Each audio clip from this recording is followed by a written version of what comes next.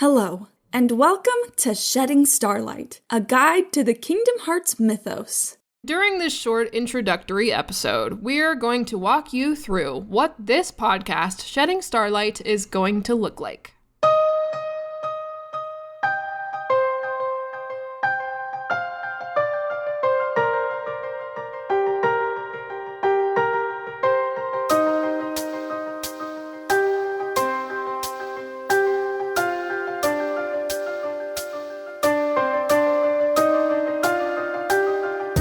I'm Mel, and I love convoluted stories that need entire conspiracy boards to keep track of. I run a YouTube channel called The Secret Reports, whose videos veer towards hardcore fans already familiar with Kingdom Hearts' most complex topics. But with this podcast, I want to help casual fans who are less informed on both the elaborate as well as the elementary ideas of Kingdom Hearts. I'm Hannah, and I absolutely love the heart and spirit that comes from the stories within Kingdom Hearts. I've produced podcasts professionally for the past 4 years, and I want to create a showcase that's engaging and informative in an easy-to-digest way that dives into the game's themes. I'm not as much of an expert on the Kingdom Hearts lore as Mel is, so I'll be serving as the liaison for newcomers, being the student to Mel's teacher. We're creating this podcast with the idea that we want it to be an audio guide through the hidden concepts and deeper story of Kingdom Hearts. If you're a fan of the Kingdom Hearts games and want to go beyond the surface level story, this show is for you. As fans of the series, both of us have been really intrigued with the minute details of the mythos, both explained and not. And we want to investigate and analyze the information that's presented to the player between the lines. Our goal is to make the lore clear and understandable for both newcomers and old fans. We are going to give you the tools you need to comprehend what comes next in the story. We'll be covering concepts in each Kingdom Hearts game going through release order. We will not be skipping around or ahead. If there's a concept we want you to keep in mind, we will let you know. But we won't cover any future content until we get to that game specifically. For example, when we talk about the realms while we're in Kingdom Hearts 1, we're not going to skip straight to the realm of sleep. That's a concept that's not introduced until Dream Drop Distance. So if you're already an experienced fan who's listening, please be patient if we purposely leave out any information not yet introduced in whatever game we're currently on. We'll be skipping all the basics, the main characters, the big plot points, the principal settings. We want to go over the ideas you might have missed, or the explanation you might have had trouble wrapping your head around. With all that being said, keep in mind, this podcast will have spoilers of the current game, from the very first episode and ongoing. Each episode will consist of both a scripted informational presentation, followed by an informal discussion of the ideas presented. The presentation will be giving you all of the details of the concept, who, what, when, where, why, and so forth. We'll be using facts and direct quotes from the story, mostly leaving out speculation or opinion. If you hear this sound, that means the line is a direct quote from dialogue or from the various reports given to the player throughout each game. The discussion will be for ideas that need more of a back and forth, and for clarifying questions, and might consist of well-supported speculation if we haven't found a concrete answer. So, all in all, we're going to tell you about the idea, and then we're going to talk about it. We want our audience to be able to submit questions about upcoming topics as well. At the end of each episode, we'll let you know what the next topic is going to be. And if you have any questions, you can email us at sheddingstarlight@gmail.com, and we will discuss your questions in the second half of the episode, if it's not already addressed in the first. If you want to walk through this journey with us, we recommend you play each game as we go. As we said before, there will be spoilers from the start, but a refresher on the plot never hurts. We're very excited to get this journey started with you, and so we'll be posting this introduction alongside our very first topic episode. The first concept that we'll be discussing with you is on world order. Thanks for joining us, and we'll see you in the Starlight.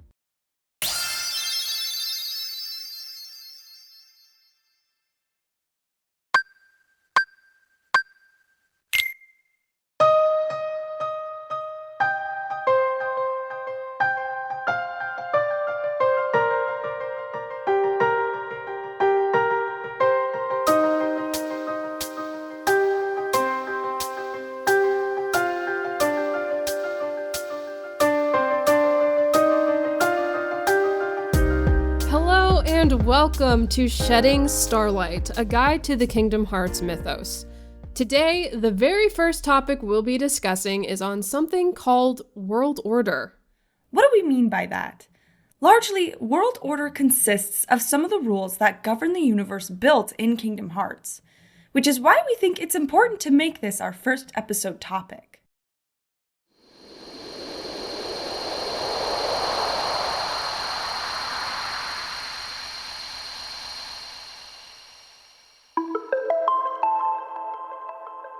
In Kingdom Hearts, the universe is composed of countless lesser planets, rather than one big landmass we're used to seeing in JRPG fantasy games. These planets are, of course, Disney films. So instead of, say, Hercules' Greece and Tarzan's Africa taking place on the same Earth, these movies are their own individual planets that are much smaller in scale. Funny enough, they're not actually referred to as planets in-game, but rather the more magical term worlds, which is an understandable choice given how fantastic some of the worlds in Kingdom Hearts can be, like Wonderland and Halloween Town. Now, all this so far is probably obvious, considering how starting from the very first Kingdom Hearts game we fly in a spaceship or a gummy ship to all these little worlds. But we gotta start with the overall premise in order to reach the deeper details in how these worlds exist and operate. While seasoned fans will understand why Kingdom Hearts deals with many small worlds rather than one large map, if you're new to the series or you're a more casual fan in general, you might be wondering why this is. Yes, clearly the development team had to think of how to sell the idea that both London can exist alongside Halloween Town, but how does the story explain itself in this galaxy?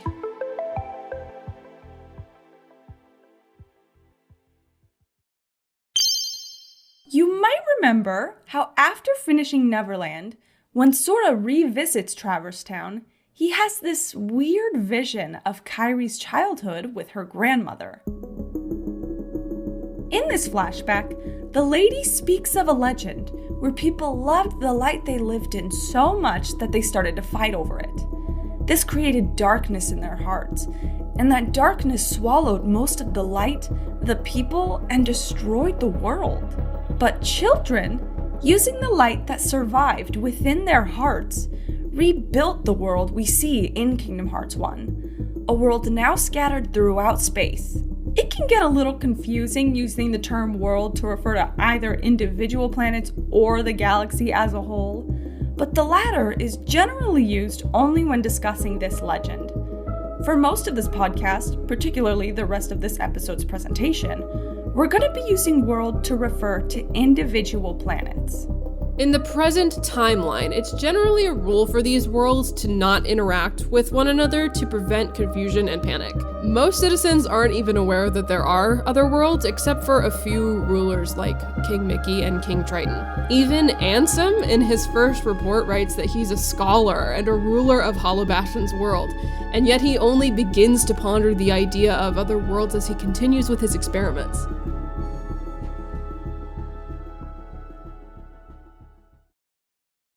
Now, we're going to discuss the components of these individual worlds.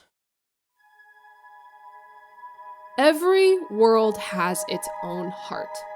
Just like how Kingdom Hearts prefers the more magical term world, it also uses heart in the more spiritual sense, almost interchangeable with soul.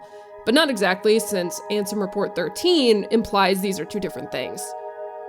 When we see hearts of characters, like Sora and Kairi's heart in Hollow Bastion, they appear as small orbs of light.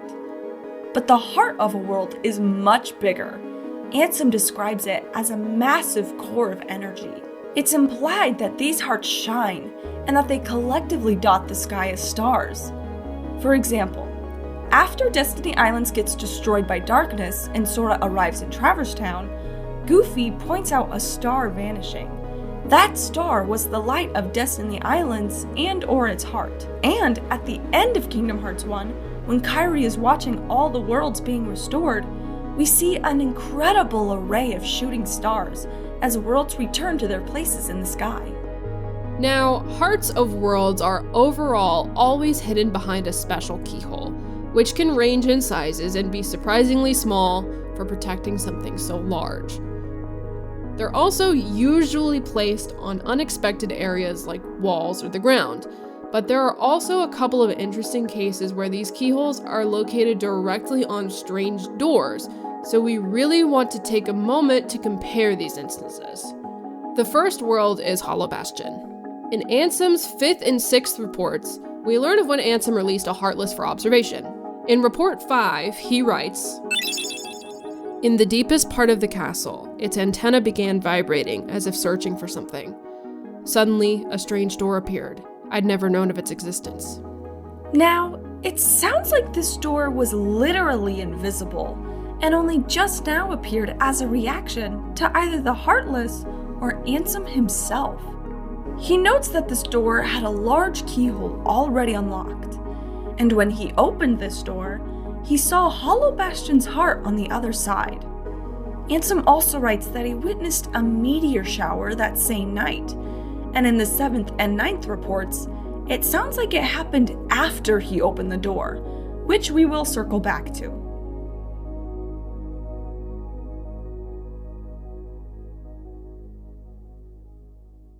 The other world that also has a keyhole on a door is Destiny Islands. Within the cave near the waterfall, the door is simply nestled in a nook. And through a couple flashbacks we get by playing the game, we learn a really fascinating tidbit about Destiny Island's keyhole and its implications. The first flashback occurs after Sora, Donald, and Goofy, inside the gummy ship, are swallowed by Monstro. And the second flashback occurs after completing Neverland. In these flashbacks, Sora and Riku are little kids when they first enter this cave and see the door for the first time. And from what looks to be Sora's perspective, this door has no keyhole, it's blank.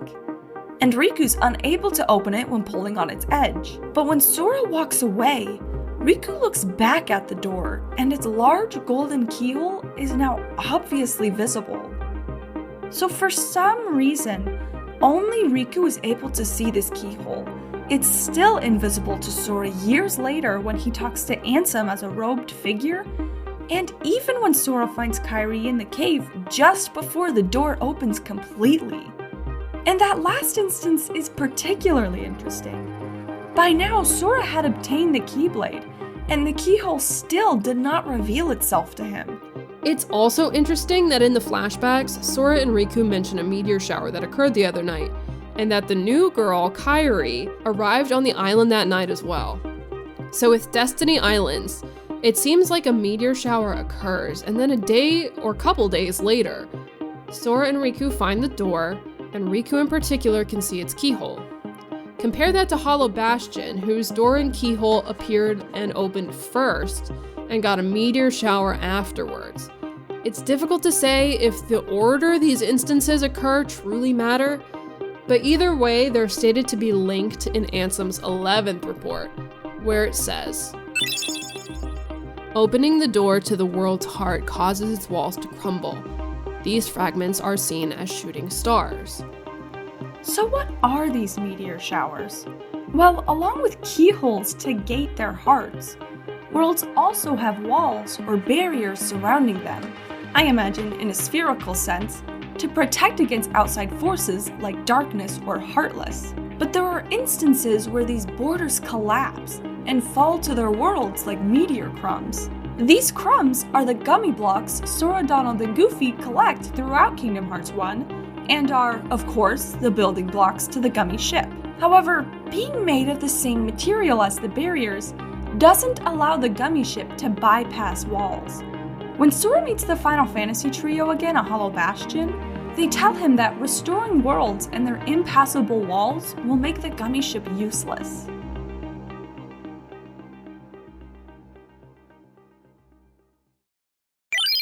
So to summarize everything we've presented today, a typical world of Kingdom Hearts has a heart, and this heart is protected by two things: a keyhole, which in some cases is located on a door, and a barrier surrounding the world itself to help seal it away. But when the keyhole is unlocked, this barrier can crumble, making the world vulnerable to threats like the Heartless. And since Keyblades have the power to lock or unlock any keyhole, That's why it was so important for Sora to go around and seal the keyholes of various worlds to protect their hearts from being taken by the Heartless. And we want to dive more into how and why the Heartless were able to do this, but that will be saved for another episode. So for now, we hope this helps you understand some of the major aspects of Kingdom Hearts' world building.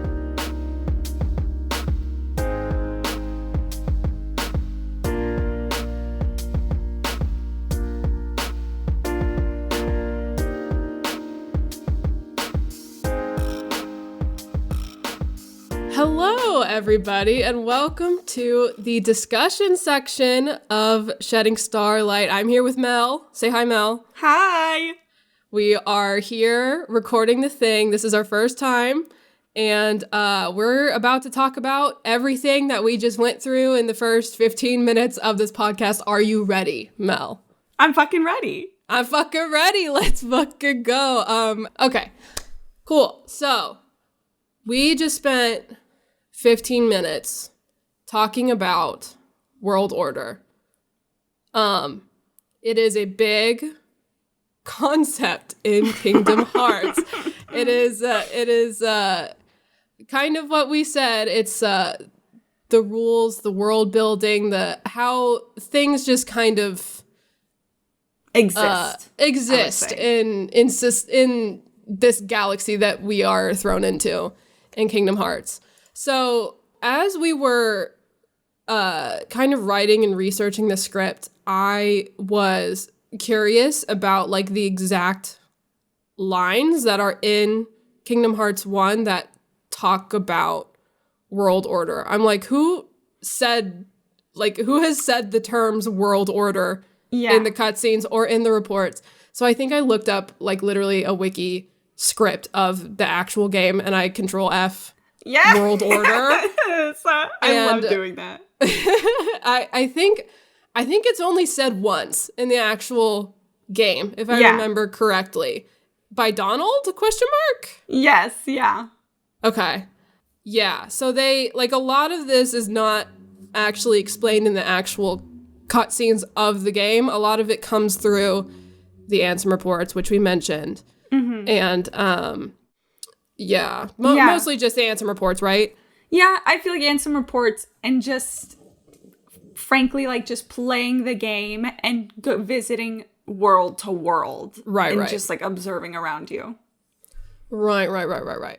So, yeah, it's just very much, like, pretty much kind of constitutes, like, why we're doing what, like, the motivation of Sora jumping from world to world, which we kind of talked about at the end. But yeah, just kind of builds like what's happening with these Disney worlds and, you know, their protections from darkness and stuff like that. Mm-hmm. Go ahead.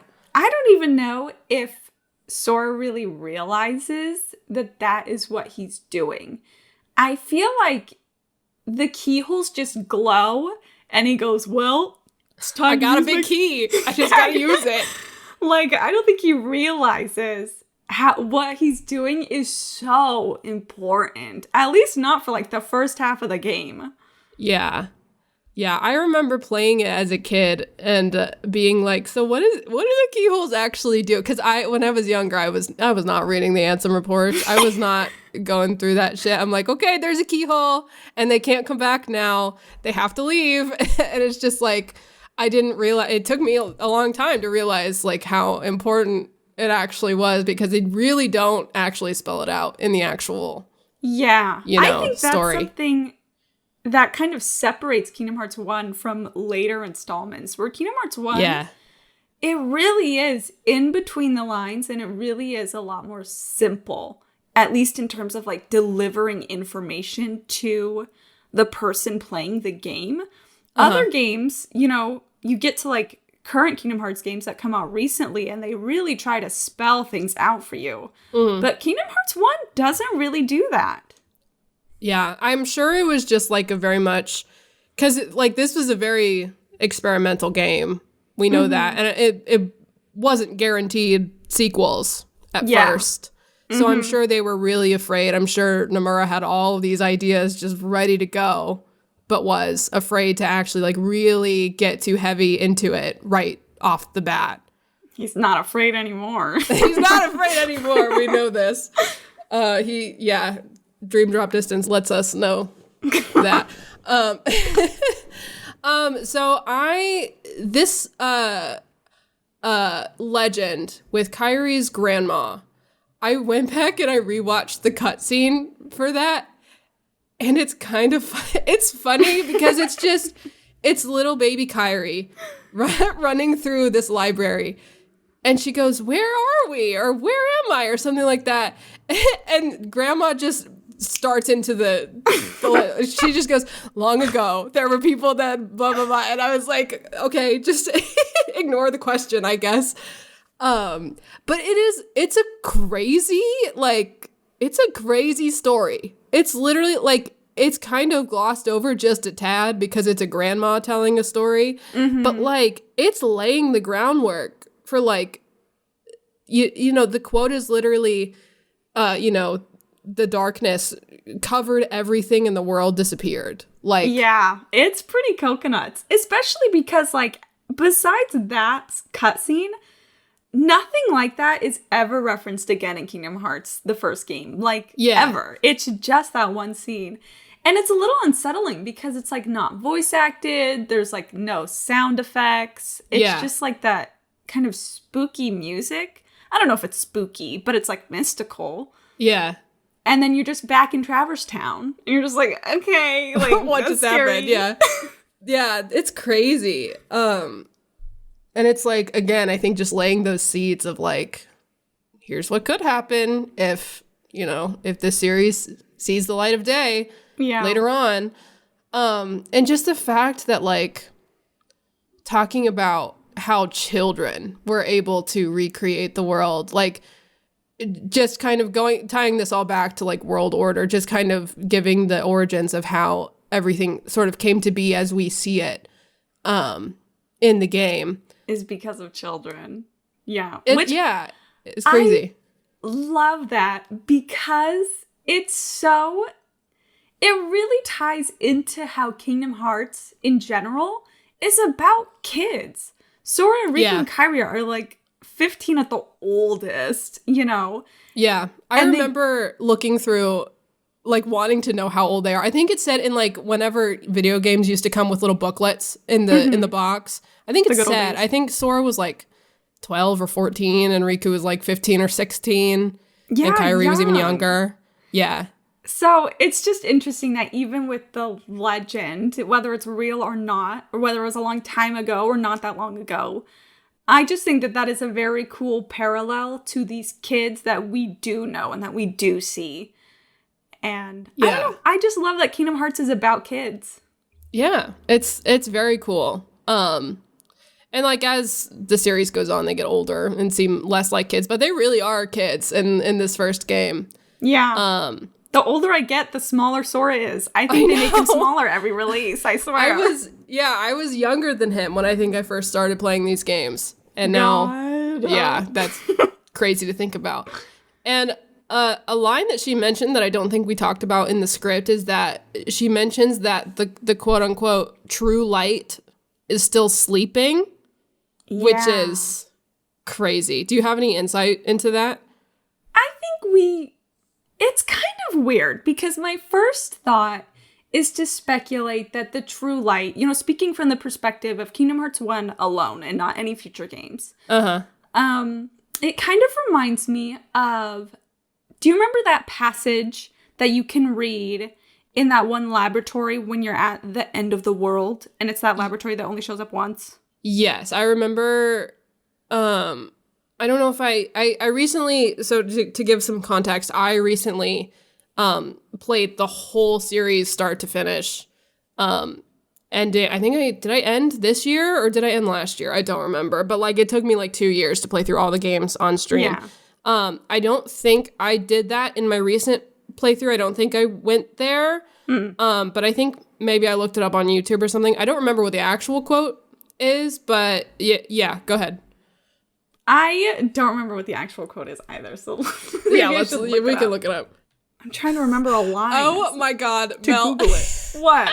I typed in Hollow Bastion Lab quote. Do you know what came up as the first result on Google? Your Twitter. What does it say? What did I say? It's a spoiler for later games. Oh, here, I'll link it to you. I know exactly what it is. I don't even need to fucking look. This was the first result. God.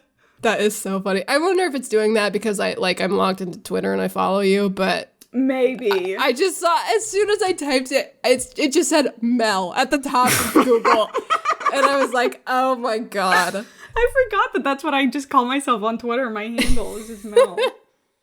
So this passage just talks about a great heart and the realm of Kingdom Hearts.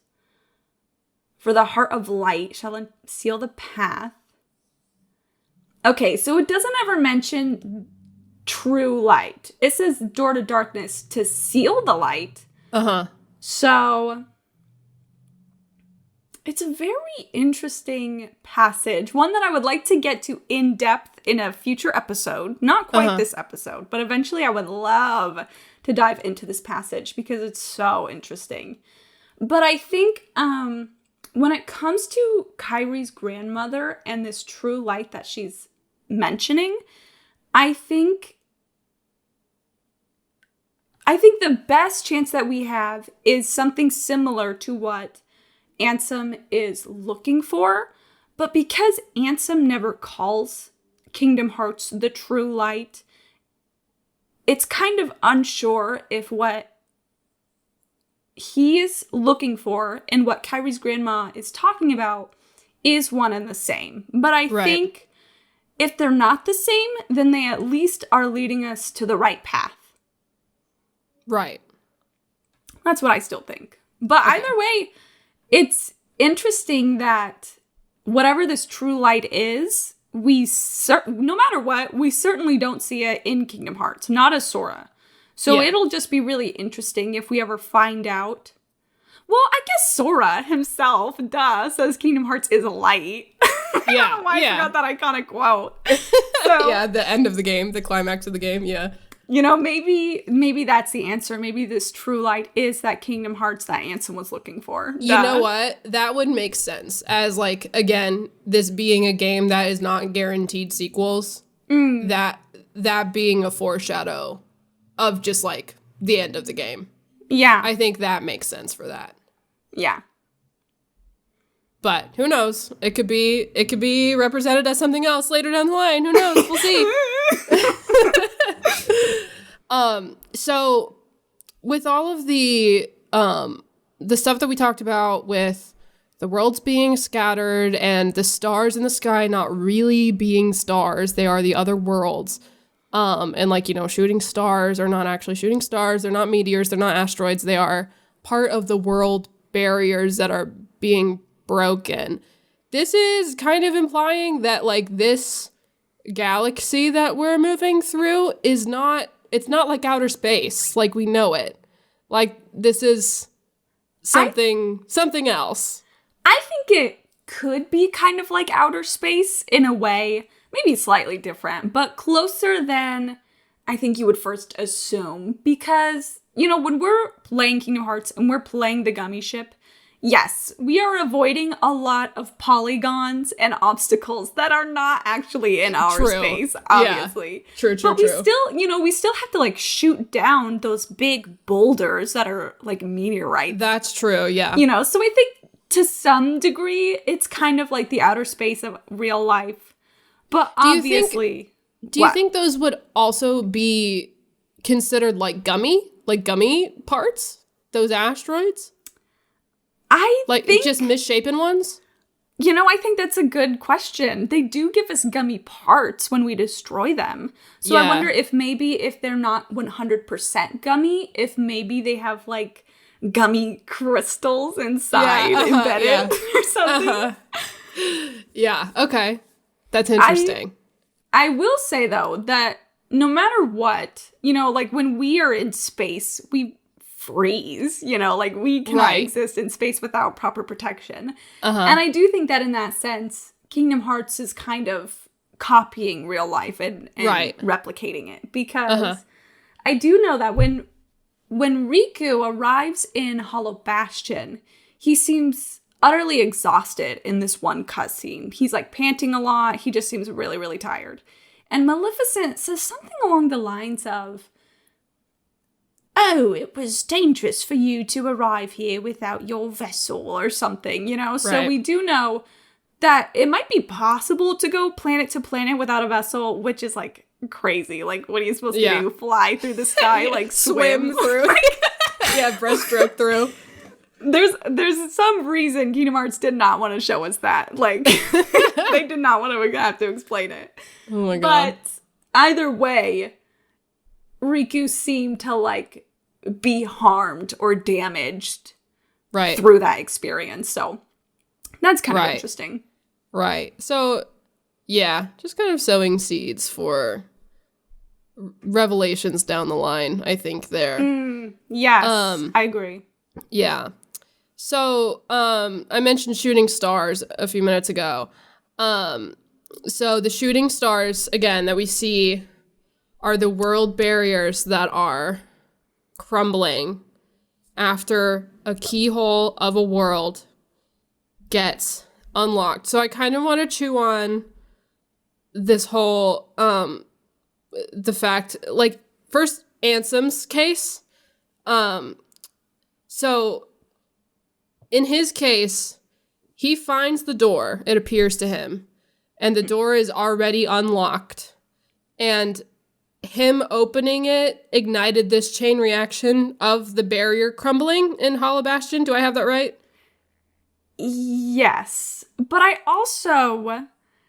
What's weird, it's kind of hard to, like, get a real tight, solid grip of what leads to what. Because it might also be that the Heartless appearing on his world in general, that might have started the chain reaction. Okay. Like, that might have been what made the world what made the door appear in the first place, rather than, like, Ansem himself. It's really unclear. Okay. Gotcha. So then my next question after that is, like, do we know how these keyholes got unlocked in the other worlds? Would it then be possibly the Heartless showing up there too? Or are they able to get to those worlds because the barriers were broken down? Yeah, it's kind of weird because, going back to Hollow Bastion, Ansem says that the door was already unlocked. He didn't have to do anything to open that sucker up. Right. So to me, it almost feels like all of these worlds they start off being unlocked, and being locked is not their natural state. Okay, but so that's just kind of like observing the story, and I can't think of anything in the actual game to state that worlds are just naturally unlocked. Right. So then, following that line of thinking, when, the darkness swallowed the world and it was rebuilt, so then the worlds were then scattered away from each other and there was no barrier. So then Sora is then creating this barrier using the keyholes? Could that be something? I don't think so. And the reason why I don't think so is because we don't know how long ago Ansem wrote all of his reports and about his studies. Okay. But either way, it seems to me, especially with Ansem being that heart and that robe in Destiny Islands, I assume it's been a while before Kingdom Hearts 1. So if the worlds already exist and are already crashing down, I don't think the Keyblade is responsible for creating those walls. At least not Sora's or whatever. Right. The one that Riku had. Right. Okay. Interesting. I'm just like, me trying to wrap my head all around it is like, okay, I want to know what what caused what to cause what to cause what, you know? I also wish could give like more solid answers, because I think this topic of Kingdom Hearts is so interesting to me. And so the fact that we just kind of have to like shrug it off slightly, it bothers me, but whatever. Yep, I agree. Yeah, and then I think the last question I had regarding that was that, like, Ansem, and you mentioned already that we don't know how long ago these reports were written. I guess it was just interesting to me to think that he was the only person that we know of to have found this research and to have discovered, you know, all of this, the heart of the worlds and stuff like that. And I guess that led me to believe that these individual worlds have not been around for a super long time, but I guess that's just my own speculation due to the information that we have.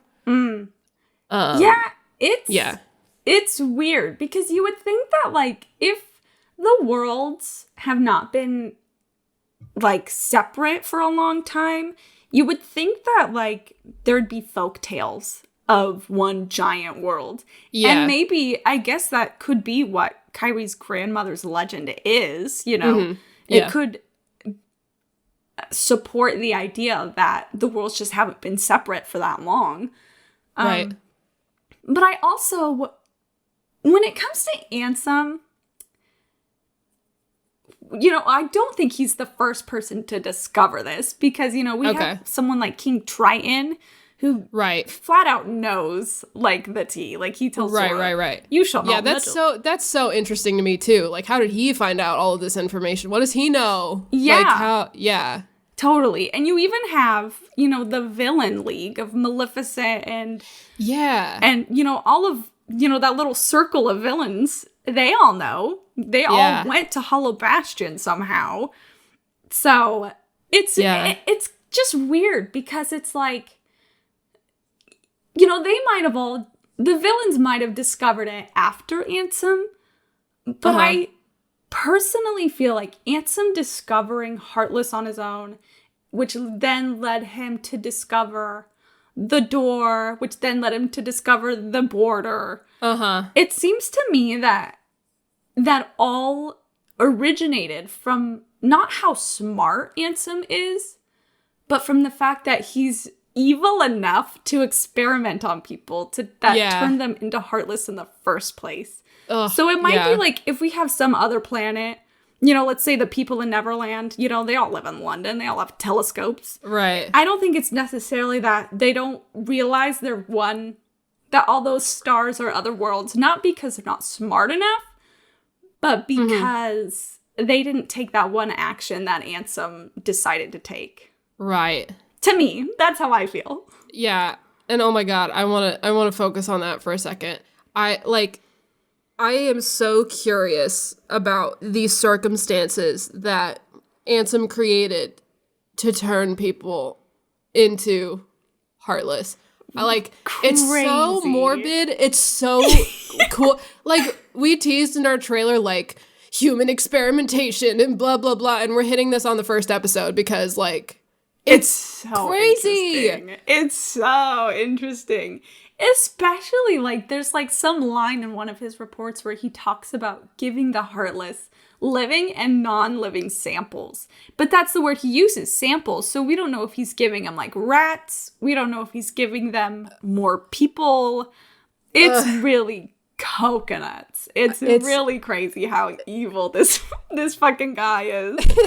Yeah, and, like, in like such huge contrast to the actual plot of this game. I know. Of like the most happiest the most happiest 12-year-old boy jumping with Goofy and Donald around to The Little Mermaid and fucking Hercules with Chip and Dale at their side, and meanwhile we're I just imagining Sora reading these reports and like having a crisis about it. I know.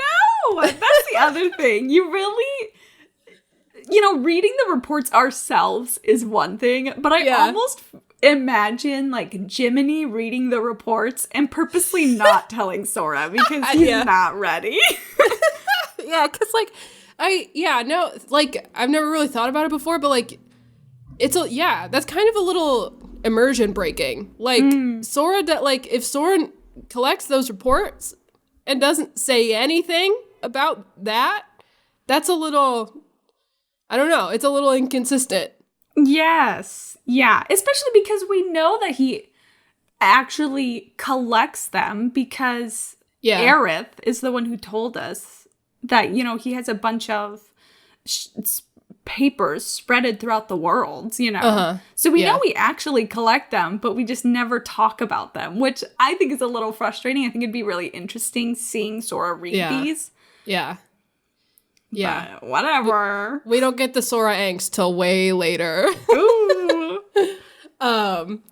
But yeah, that's so crazy to chew on. Like, one of the most, like, happiness and love and light, games to ever exist out there has this, not B plot, but, like, underlying story to it, which is crazy. It's wackadoodle.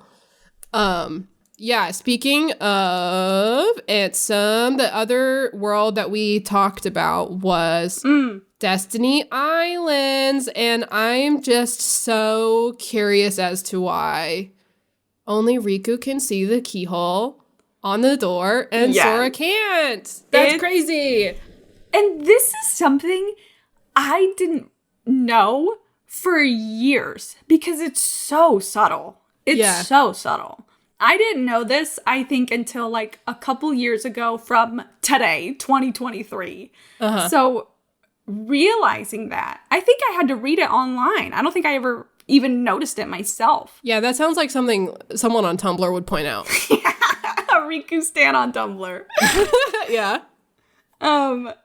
But yeah, which makes me think about when Sora and Riku are talking and Riku ends up obtaining Sora's Keyblade, and you kind of have to ask yourself, like, okay, like, I thought Sora was the chosen one. Like, what's going on here? Like, it's so weird. Because, who was it? Was it Ansem who told Riku, it's because your heart was stronger at that moment or something? Yeah. And, we do see Riku get another Keyblade later on, but even then, Riku's still kind of possessed by Ansem, and we don't know if that changes anything. Right. But it's definitely weird that Riku could see this keyhole. He was so young, Yeah. I want to go back and rewatch this cutscene because I haven't yet since learning that information. And it makes me wonder, and, like, knowing the future of the series and how deliberate everything is, I know that this is probably not the case, but, like, it just makes me wonder if that was, like, an accident. If they only put it there from, Riku's possible perspective, just because, like, that was just an inconsistency. Yeah. And now it could possibly have story and lore implications. But again, knowing how this series plays out, even if it was on accident, it's probably not going to, like, they're going to make it not be on accident. Yeah. Later. Yeah. Yeah. So, I'll go back and rewatch soon. But yeah.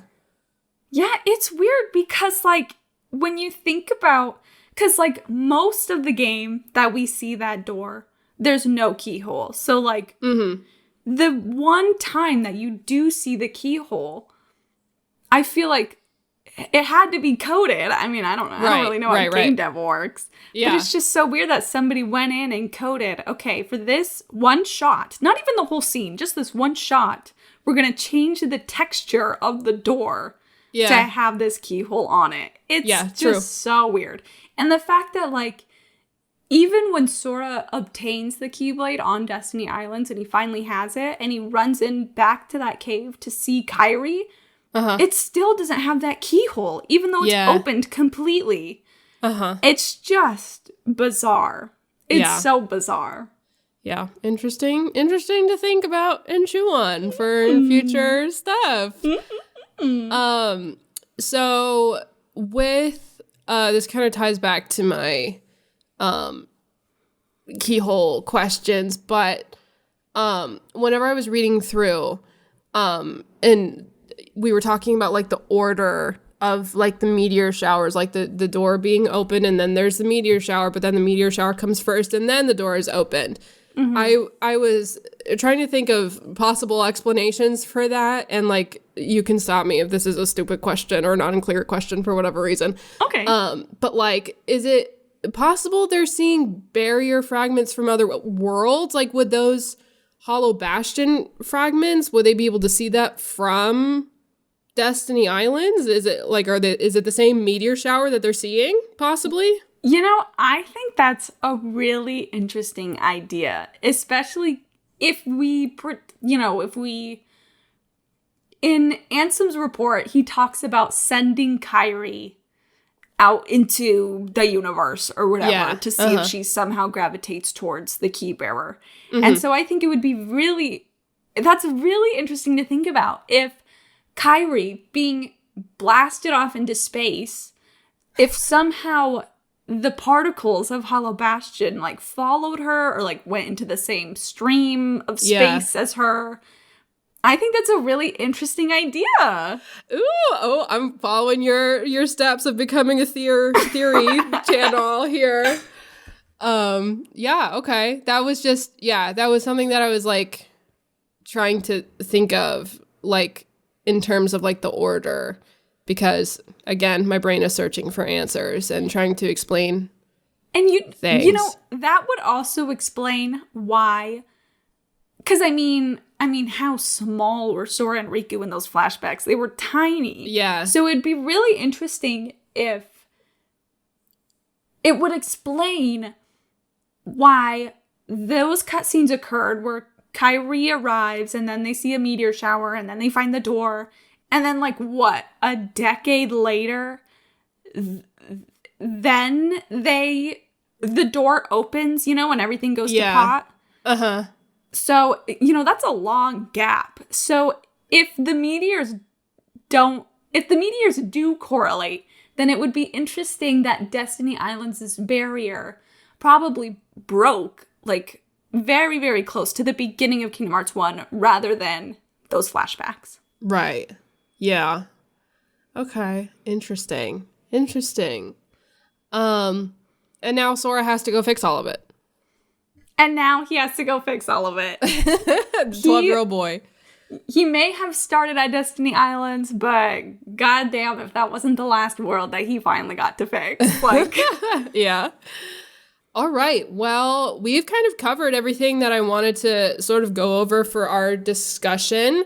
And as we said in our introductory episode, if you haven't listened to that, I would highly suggest that you do. So you just kind of get an idea of what we're kind of doing with this format and everything. As we said in that episode, we're going to be telling you what our next topic is. So if you have any questions about that particular topic, you can send them to us at sheddingstarlight@gmail.com. And if we don't address it in our scripted section, then we will address it in the discussion.